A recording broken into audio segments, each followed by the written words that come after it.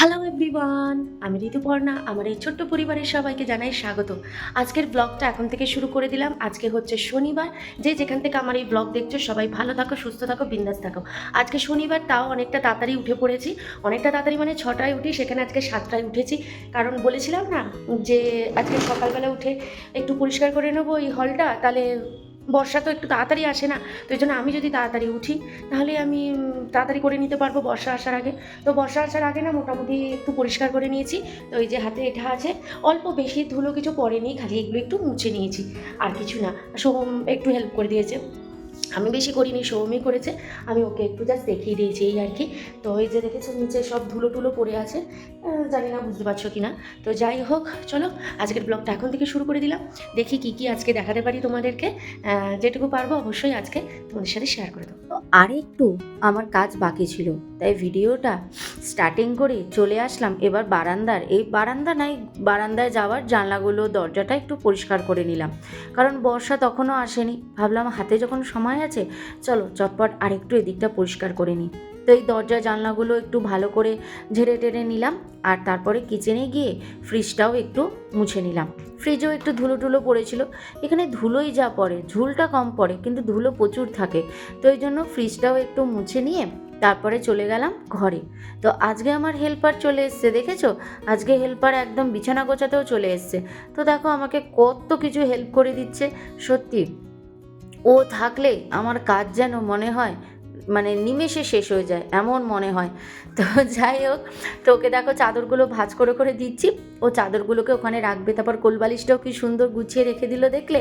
তো তাও আমি আরেকটু ঠিক করে দিলাম, এদিকের পর্দাটা সরিয়ে জানলাটা খুলে দিলাম, মানে জালটা টেনে দিয়ে পর্দাটা টেনে দিলাম। তারপরে সোহম নিয়ে এসেছিলো ধোসা বড়া, তো সেটাই খেলাম। আর আজকে টমেটো চাটনিও দিয়েছে। তো আজকের ব্রেকফাস্টটা ধোসা দিয়ে হয়ে গেল, কারণ আজকে একটু তাড়া রয়েছে।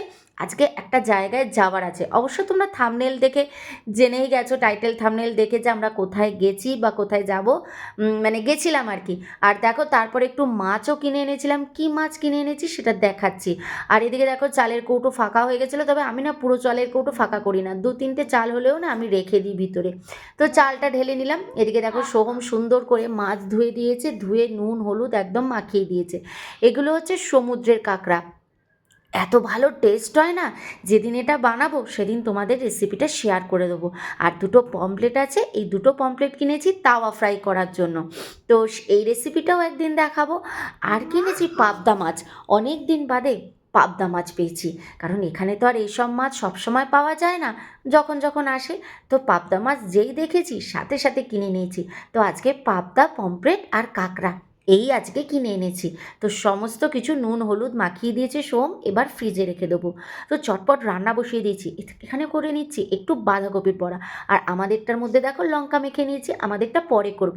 আগে শ্রেয়ানের বাঁধাকপির বড়াটা করে নিই, আর তার সাথে দেখো আঙ্গুরও খাচ্ছি আমি রান্না করতে করতে। তো এই যে আমরা সবাই রেডি হয়ে গেছি, আমাদের লাঞ্চ কমপ্লিট, সব কিছু হয়ে গেছে। সোহমও রেডি হয়ে গেছে, এই যে শ্রেয়ানও রেডি হয়ে গেছে, আর আমিও কিন্তু রেডি হয়ে গেছি। এবার আমরা বেরোবো। তো চলো রেডি হয়ে গেলাম, এবার বেরোবো। কোথায় যাচ্ছি তোমরা গেলেই দেখতে পাবে। একটা নতুন জায়গায়, আমরাও নতুন জায়গায় যাচ্ছি, তার সাথে সাথে তোমাদেরকেও নতুন জায়গাটা দেখাবো।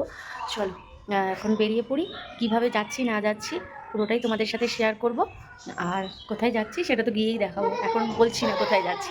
চলো দেখতে থাকো। তো এখানে দেখো আমরা স্কুটি রেখে দিলাম, আমরা স্কুটি করে অনেকটা একটা জায়গায় এসেছি। এটা হচ্ছে একটা মেট্রো স্টেশন। এখানে স্কুটিটা রেখে দিয়ে এবার আমরা মেট্রো করে যাব। তো এই যে সোহমা শ্রীহান আসছে, তো মেট্রো করে এখন গ্রিন লাইন দিয়ে যাব। এটা হচ্ছে জালাহাল্লি মেট্রো স্টেশন। আগে কিন্তু আমরা এই দিকেই থাকতাম, আগেও তোমাদেরকে বলেছি। এখান থেকে আমরা যেখানে আগে থাকতাম না, মেট্রো স্টেশন মানে দেখা যেত মেট্রো ট্রেন আমাদের ফ্ল্যাট থেকে। তো সোহমদের অফিসটা যেহেতু ওদিক থেকে এখন এদিকে চলে এসছে, তাই আমরাও ওদিক থেকে এদিকে চলে এসেছি। এদিকে কোনো মেট্রো লাইন নেই, তো এই জন্য আমাদের স্কুটি করে অনেকটা আসতে হলো জালাহাল্লি। এখান থেকে এখন আমরা মেট্রো করে যাব।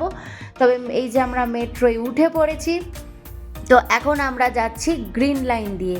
তো অনেক দিন বাদে আবার মেট্রো করে যাচ্ছি। আগে তো খুব মেট্রো করে যেতাম, এখন আর মেট্রোয় আর ওঠাও হয় না, এদিকটায় আসাও হয় না অত।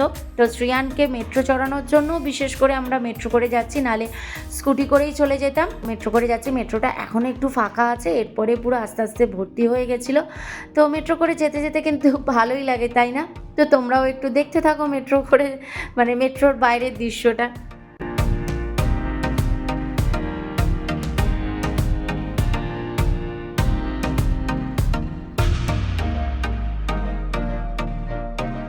এই যে এটা দেখা যাচ্ছে না, এটা কিন্তু ইসকন, যেখানে আমরা এসেছিলাম।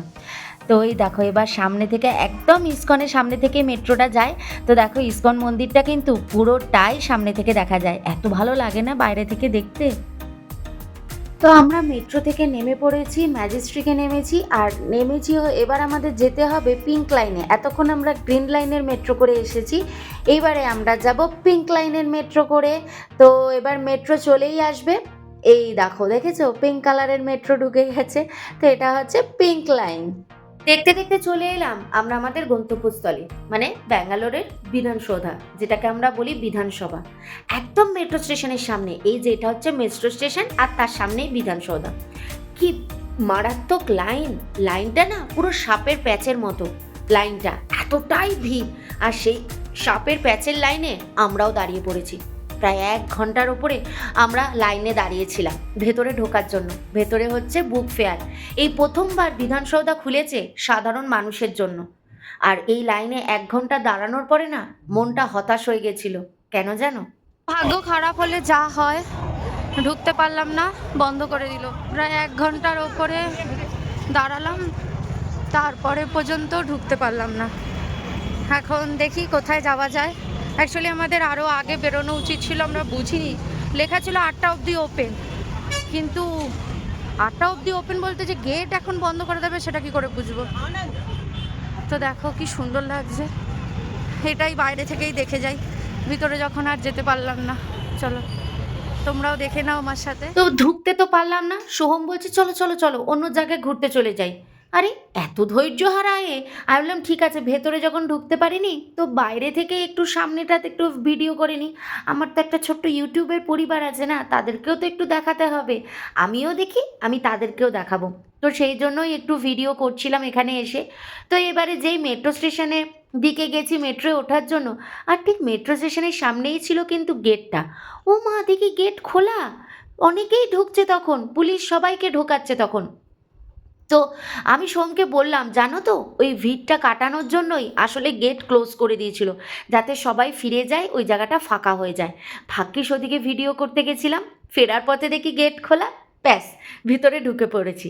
তাহলে ভাগ্যটা কিন্তু খুব খারাপ নয়, ভাগ্যটা ঠিকঠাকই সঙ্গ দিচ্ছে। তো দেখো কত বইয়ের স্টল। আসলে এই প্রথমবার বিধানসভা খুলেছে তো সাধারণ মানুষের জন্য, নাহলে তো ভেতরে ঢোকার তো আর অনুমতি নেই। কিন্তু এখন মানুষ ভেতরে ঢুকে দেখতে পাচ্ছে যে ভিতরটা কীরকম কী আছে। হয়তো একদম পার্সোনাল যেটা প্রাইভেট এরিয়া সেখানে হয়তো যেতে দেয়নি, কিন্তু এই ভিতরটাই তো ঢুকতে দিয়েছে। আর সবাই কত কি বই কিনছে, সোহমও বই দেখছে, কোনটা কিনবে বুঝতে পারছে না। আর এখানে আছে একটা গান্ধীজির স্ট্যাচু, এখানে একটা মাঠ আছে, এই মাঠের মাঝেই গান্ধীজির স্ট্যাচুটা রয়েছে। তো সোহম এই যে দেখো এখানে বই কিনতে ঢুকেছে, এইবারে মনে হচ্ছে পছন্দ হবেই। একদম দোকানের মানে স্টলের ভেতরে ঢুকে গেছে বই কেনার জন্য। তো বই টই কিনে আমরা এবার একটু চারপাশটা দেখে নিই। কি সুন্দর লাইট লাগছে না! আর দেখে যেন মনে হচ্ছে পুরো পুজোর প্যান্ডেল, মনে হচ্ছে সবাই পুজোর প্যান্ডেল দেখতে এসছে, ভিডিও করছে, ফটো করছে, মানে দেখে তাই মনে হচ্ছে। তোমরাও দেখো, আমরাও একটু দেখে নিই। এই যে আমার কাছে আছে, দেবো দেবো দেবো দেবো, এই তো আমার কাছে বক্স।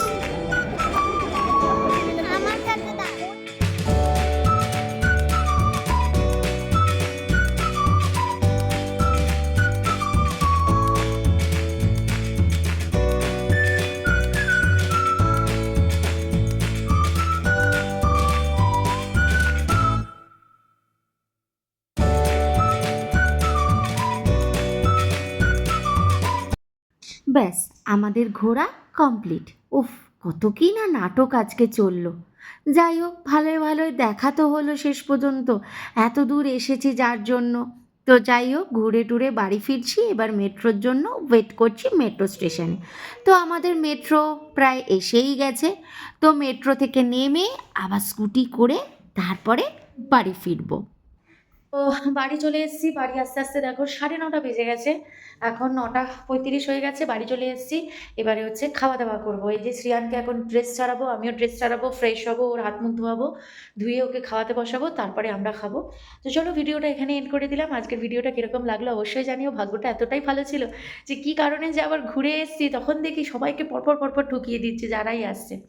তো শোনো, ভিডিওটা এন্ড করে দিলাম। যদি ভিডিওটা ভালো লেগে থাকে তাহলে অবশ্যই লাইক কমেন্ট শেয়ার করে দিও, আর সাবস্ক্রাইব করে ছোটো চ্যানেলটার পাশে থেকো। আবার দেখা হচ্ছে নেক্সটে একটা সুন্দর ব্লগের সাথে। ততক্ষণের জন্য বাই, গুড নাইট, ভালো থেকো, সুস্থ থেকো, সবাইকে ভালো রেখো। তো সোহম যে দুটো বই কিনেছিল সে দুটো তোমাদের সাথে শেয়ার করতে একদম ভুলে গেছিলাম, তো তাই এখন দেখিয়ে দিলাম তোমাদেরকে। তো সোহম এই দুটো বই কিনে নিয়ে এসছে বুক ফেয়ার থেকে। Thank you. Please subscribe.